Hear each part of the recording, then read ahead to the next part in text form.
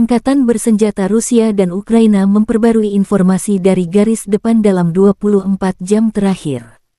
Juru bicara Kemenhan Rusia Letnan Jenderal Igor Konasenkov pertanggal 12 Maret menyebut keberhasilan pasukan Federasi Rusia di sejumlah titik.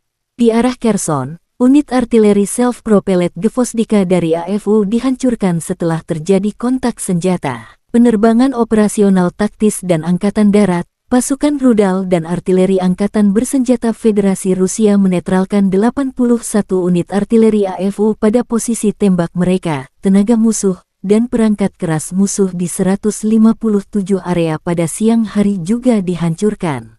Letjen Igor Konasenkov melansir secara total, 400 jet tempur angkatan bersenjata Ukraina dan 220 helikopter, 3.385 kendaraan udara tak berawak dinetralkan.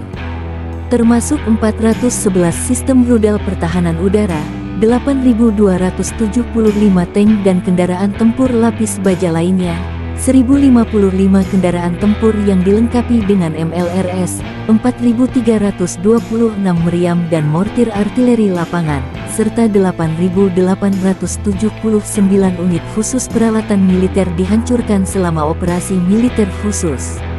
Secara terpisah, Angkatan bersenjata Ukraina merilis rekaman pertahanan udara bekerja mencegah aneka rudal Rusia yang datang.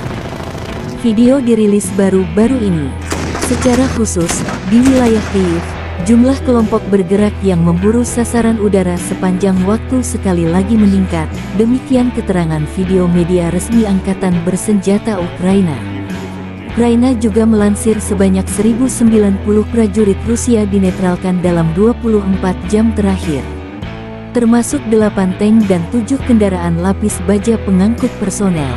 Secara total, Rusia sudah kehilangan 159.090 prajurit sejak awal serangan. Konflik Rusia memasuki hari 182, belum ada tanda-tanda perdamaian. Terima kasih sudah nonton. Jangan lupa like, subscribe, dan share ya!